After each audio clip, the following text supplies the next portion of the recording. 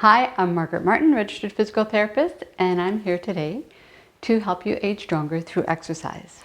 Today we're going to cover finding our neutral pelvic position.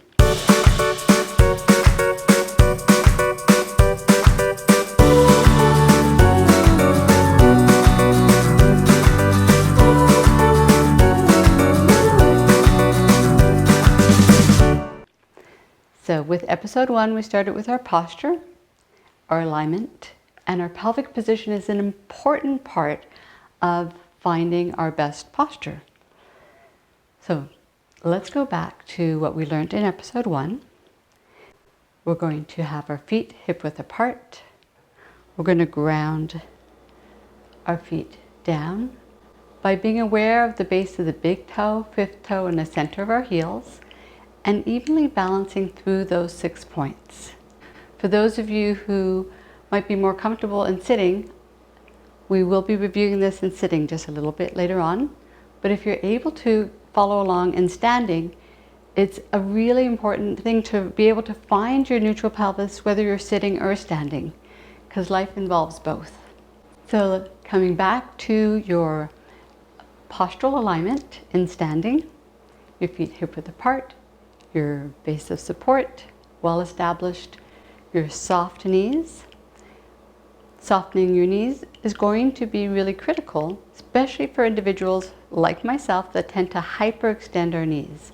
So that hyperextension really locks our pelvis into place. So that's why the cueing to soften your knees. Now, if you tend to naturally not be able to lock back, that cue is a little less important, but it's still nice to know that you can work through your posture using your muscles and not hanging on the ligaments. So just that little bit of softness that allows you to go, oh yeah, I could feel my muscles working a little bit. That's great. So now to become aware of your pelvic position, I want you to feel and place your fingertips on the most prominent bones on the front of your pelvis. These bones are referred to as ASIS, for anterior superior iliac spines of the pelvis. Now your thumbs are going to wrap around, and my mic's a little bit, is right there, so I have to be careful. There we go. So my box and my thumbs are resting on the top of my iliac crest, or the top of my pelvis. So keeping our soft knees, keeping long through our spine, we're going to just explore how much movement is in the pelvis itself.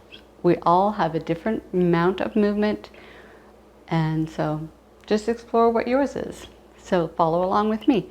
Fingertips are going to reach towards the floor. So you might feel, oh, quite an arch in your low back as that happens. That's because you're increasing your lordosis. Now let's take it in the opposite direction. So you're going to feel your fingers come up towards your ribs. The fingers in the front, they're coming up towards the rib. This is referred to as a posterior pelvic tilt or a flattening of the lumbar spine. So you might notice that I don't have a very flat lumbar spine. Because of my well-developed gluteus muscles, it always looks like I have a really big arch in my back. But that's just how I'm built, and you're built the way you're built. So let's just explore what your range, as I explore what my range is.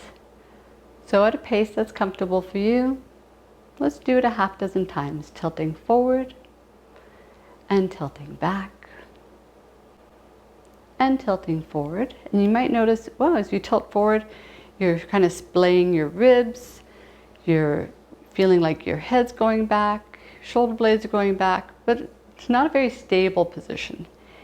And as we go in the opposite direction, you go, oh, that kind of makes me slump forward, makes my head go forward.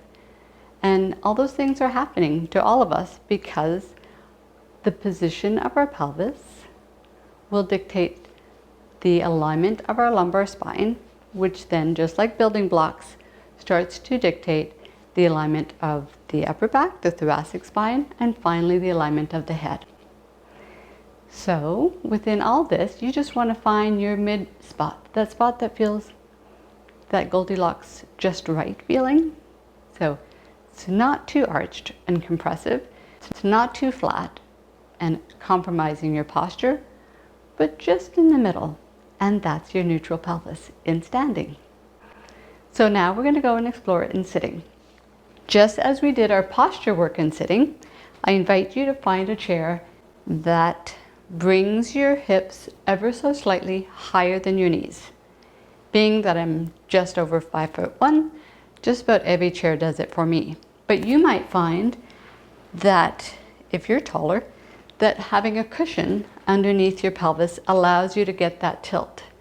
When I place a cushion underneath my pelvis, that gives me too much tilt. So you might notice already, if we go back and place fingertips on the ASIS and thumbs on the iliac crest, you might find, and you'll see it on me, that if I was to sit like this for long periods of time, that would be very compressive in my low back. I'm really getting an exaggerated arch, and so for the rest of this description, I'm going to remove this cushion so that I can find my neutral pelvis. All right, hopefully you've all found the seat that's working for you right now. We are going to ground our feet as we did in our first postural exercise in episode 1. Our knees and feet are hip width apart. Let's go back, fingers on the anterior superior iliac spine, thumbs on the iliac crest, and going as far forward as you can with your pelvis, as far back as you can. And come forward, breath in, and tilting back, exhale. Inhale, coming forward, feeling that expansion through the ribs. Lovely. So within that, again, you're going to find that nice neutral spot where you are going to notice that it's the easiest position to align your rib cage over your pelvis that we talked about over the last few episodes, building through our posture. It's going to be the easiest alignment that allows you to then sit your shoulders in the right position, because your shoulders are simply sitting on your rib cage. So if you set your rib cage properly by stacking everything up, they'll just fall into place. And then finally, that your head is able to sit over your shoulders.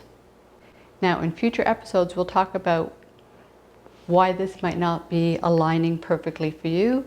There might be tightness in certain places or weakness in other places. But for today, just being able to explore that neutral pelvic position, to be able to be aware that you're able to control what your pelvis is doing throughout the day, whether you're sitting or standing. And for a little tip for those of you who do some commuting or driving, don't feel that you have to, be restricted, to that same sitting posture throughout your commute or your drive, but rather fool your body to think that you're exercising and you're moving just by simply tilting and arching, so back and forth, your pelvis as you're commuting. This is going to increase blood flow to the discs, keep the muscles and the joints flexible, and ultimately give you a much happier and healthier back. So I hope you've enjoyed today's video. Please subscribe below. Click on notifications so you don't miss any future videos. To learn more about a full exercise program for aging stronger and stronger bones, please click on Exercise for Better Bones in the description box below. Thank you for joining me. I'm Margaret, and have a lovely day.